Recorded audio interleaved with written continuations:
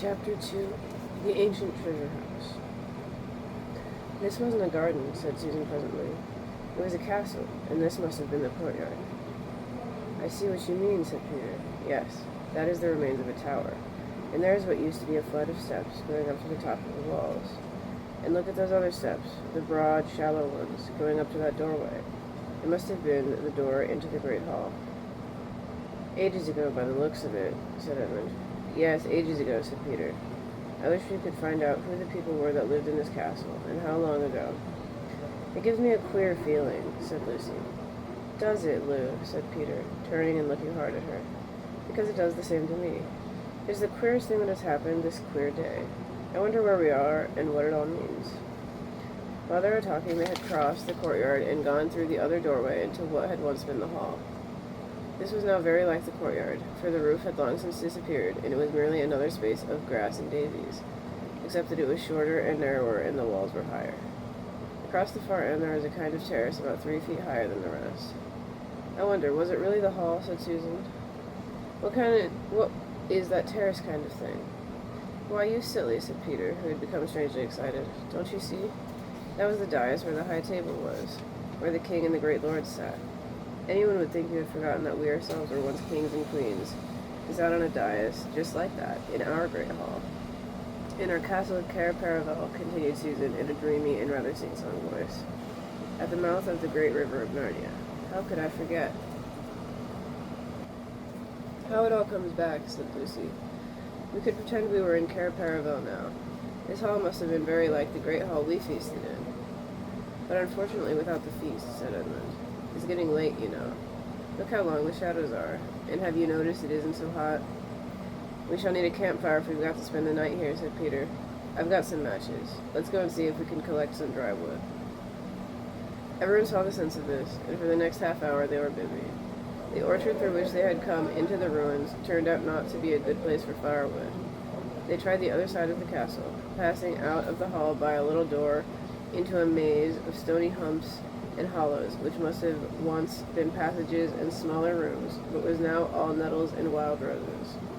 Beyond this they found a wide gap in the castle wall, and stepped through it into a darker wood of bigger trees, where they found dead branches and rotten wood and sticks and dry leaves and fir cones in plenty. They went to and fro with bundles, until they had a good pile on the dais. At the 5th journey they found the well, just outside the hall, hidden in weeds, but clean and fresh and deep when they had cleared these away. The remains of a stone pavement ran halfway round it. Then the girls went out to pick some more apples, and the boys built a fire, on the dais and fairly close to the corner between 2 walls, which they thought would be the snuggest and warmest place. They had great difficulty in lighting it and used a lot of matches, but they succeeded in the end. Finally, all 4 sat down with their backs to the wall and their faces to the fire. They tried roasting some apples at the end of sticks, but roast apples are not much good without sugar, and they are too hot to eat with your fingers till they are too cold to be worth eating. So they had to content themselves with raw apples, which, as Edmund said, made one realize that school suppers weren't so bad after all. I shouldn't mind a good thick slice of bread and margarine this minute, he added. But the spirit of adventure was rising in them all, and no one really wanted to be back at school. Shortly after the last apple had been eaten, Susan went out to the well to get another drink. When she came back, she was carrying something in her hand. Look, she said in a rather choking kind of voice. I found it by the well. She handed it to Peter and sat down. The others thought she looked and sounded as if she might be going to cry. Edmund and Lucy eagerly bent forward to see what was in Peter's hand. A little bright thing that gleamed in the firelight. Well, I'm jiggered, said Peter, and his voice also sounded queer. Then he handed it to the others. All now saw what it was. A little chest knight, ordinary in size but extraordinarily heavy because it was made of pure gold. In the eyes and the horse's head were 2 tiny little rubies, or rather one was, for the other had been knocked out. Why, said Lucy, it's exactly like one of the golden chessmen we used to play with when we were kings and queens at Caspian. Cheer up, Sue, said Peter to his other sister. I can't help it, said Susan. It brought back, oh, such lovely times. And I remembered playing chess with fawns and good giants, and the merpeople singing in the sea, and my beautiful horse. Now, said Peter in quite a different voice, it's about time we 4 started using our brains. About what? asked Edmund. Have none of you guessed where we are? Said Peter.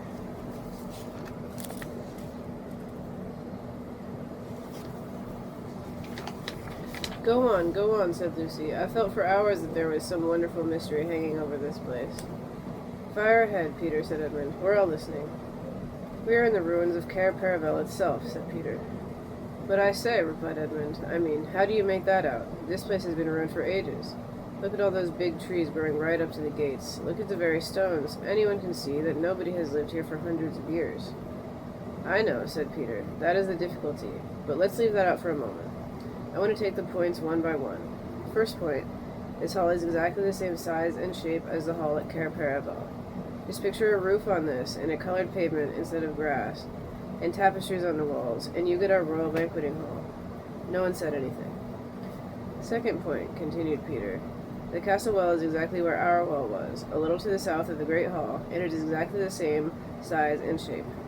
Again there was no reply. Third point, Susan has just found one of our old chessmen, or something as like one of them as 2 peas. Still nobody answered. Fourth point, don't you remember, it was the very day before the ambassadors came from the king of Calormen. Don't you remember planting the orchard outside the north gate of Cair Paravel? The greatest of all the wood people, Pomona herself, came to put good spells on it. It was those very decent little chaps, the moles, who did the actual digging. Can you have forgotten that funny old Lily-Glove, the chief mole, leaning on his spade and saying, Believe me, your majesty, you'll be glad of these fruit trees one day. And by Jove, he was right. I do, said Lucy, and clapped her hands. But look here, Peter, said Edmund. This must be all rot. To begin with, we didn't plant the orchard slap up against the gate. We wouldn't have been such fools. No, of course not, said Peter, but it has grown up to the gate since. And for another thing, said Edmund, Cair Paravel wasn't on an island. Yes, I've been wondering about that, but it was a peninsula. Jolly nearly an island. Couldn't it have been made an island since our time? Somebody has dug a channel. But half a moment, said Edmund. You keep saying since our time. But it's only a year ago since we came back from Narnia.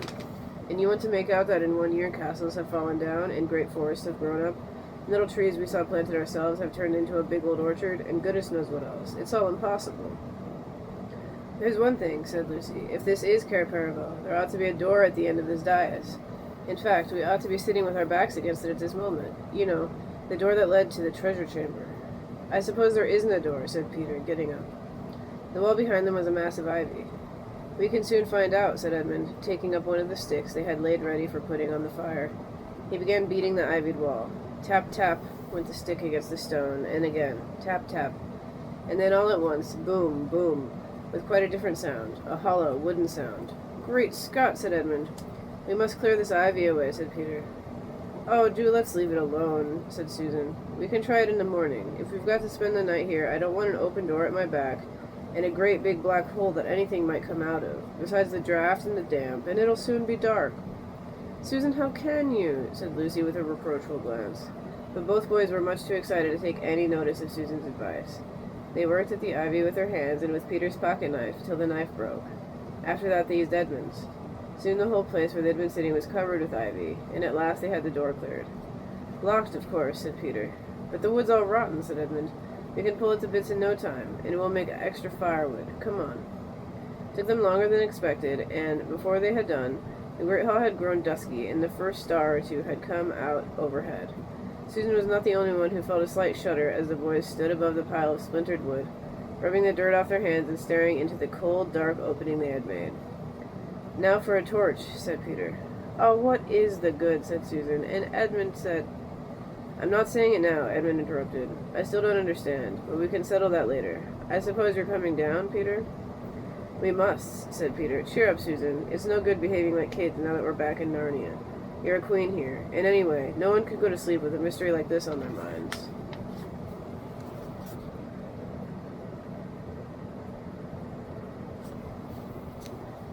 They tried to use long sticks as torches, but this was not a success. If you held them with the lighted end up, they went out, and if you held them the other way, they scorched your hand and the smoke got in your eyes. In the end, they had to use Edmund's electric torch. Luckily, it had been a birthday present less than a week ago, and the battery was almost new. He went first with the light. Then came Lucy, then Susan, and Peter brought up the rear. I've come to the top of the steps, said Edmund. Count them, said Peter. 1, 2, 3, said Edmund as he went cautiously down, and so up to 16. And this is the bottom, he shouted back. Then it really must be Cair Paravel, said Lucy. There were 16. Nothing more was said till all four were standing in a knot together at the foot of the stairway. Then Edmund flashed his torch slowly round. Ooh, said all the children at once, for now all knew it was indeed the ancient treasure chamber of Cair Paravel, where they had once reigned as kings and queens of Narnia. There was a kind of path up the middle, as might be in a greenhouse, and along each side at intervals stood rich suits of armor, like knights guarding the treasures. And between the suits of armor and on each side of the path were shelves covered with precious things, necklaces and arm rings and finger rings and golden bowls, and dishes and long tusks of ivory, brooches and coronets and chains of gold, and heaps of unset stones lying piled anyhow, as if they were marbles or potatoes, diamonds, rubies, carbuncles, emeralds, topazes, and amethysts. Under the shelves stood great chests of oak, strengthened with iron bars and heavily padlocked. And it was bitterly cold, and so still they could hear themselves breathing, and the treasures were so covered with dust that unless they had realized where they were and remembered most of the things, they would hardly have known they were treasures. There was something sad and a little frightening about the place, because it all seemed so forsaken and long ago. That was why nobody said anything for at least a minute. Then, of course, they began walking about and picking up things to look at. It was like meeting very old friends. If you had been there, you would have heard them saying things like, "Oh, look, our coronation rings. Do you remember first wearing this? Why, this is the little brooch I thought I lost. I say, isn't that the armor you wore in the great tournament on the Long Islands? Do you remember the dwarf making that for me? Do you remember drinking out of that horn? Do you remember? Do you remember?" But suddenly Edmund said, "Look here, we mustn't waste the battery. Goodness knows how often we shall need it. Hadn't we better take what we want and get out again?" "We must take the gifts," said Peter. For long ago, at a Christmas in Narnia, he and Susan and Lucy had been given certain presents, which they valued more than their whole kingdom. Edmund had no gifts, because he was not with them at the time. This was his own fault, and you can read about it in the other book. They all agreed with Peter and walked up the path to the wall at the far end of the treasure chamber, and there, sure enough, the gifts were still hanging. Lucy's was the smallest, for it was only a little bottle, but the bottle was made of a diamond instead of glass, and it was still more than half full of the magical cordial, which could heal almost any wound and every illness. Lucy said nothing and looked very solemn as she took her gift down from its place and slung the belt over her shoulder, and once more felt the bottle at her side where it used to hang in the old days. Susan's gifts had been a bow and arrows and a horn. The bow was still there, and the ivory quiver full of well-feathered arrows, but "Oh, Susan," said Lucy, "where's the horn?" "Oh, bother," said Susan, after she had thought for a moment. "I remember now. I took it with me on the last day of all, the day we went hunting the white stag. It must have gotten lost when we blundered back to that other place. England, I mean." Edmund whistled. It was indeed a shattering loss, for this was an enchanted horn, and whenever you blew it, help was certain to come to you, wherever you were. "Just the sort of thing that might come in handy in a place like this," said Edmund. "Never mind," said Susan. "I've still got the bow," and she took it. "Won't the string be perished, Sue?" said Peter. But whether by some magic in the air of the treasure chamber or not, the bow was still in working order. Archery and swimming were the things Susan was good at. In a moment she had bent the bow, then she gave one little pluck to the string. It twanged, a chirruping twang that vibrated through the whole room. And that one small noise brought back the old days to the children's minds more than anything that had happened yet. All the battles and hunts and feasts came rushing into their heads together. Then she unstrung the bow again and slung the quiver at her side. Next, Peter took down his gift, the shield with the great red lion on it, and the royal sword. He blew and rapped them on the floor to get the dust off. He fitted the shield on his arm and slung the sword by his side. He was afraid at first that it might be rusty and would stick to the sheath, but it was not so.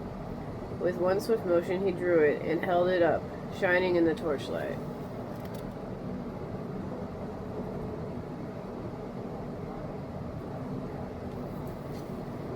"It is my sword Rindon," he said. "With it I killed the wolf." There was a new tone in his voice, and the others all felt he was really Peter the High King again. Then, after a little pause, everyone remembered that they must save the battery. They climbed the stair again and made up a good fire, and lay down close together for warmth.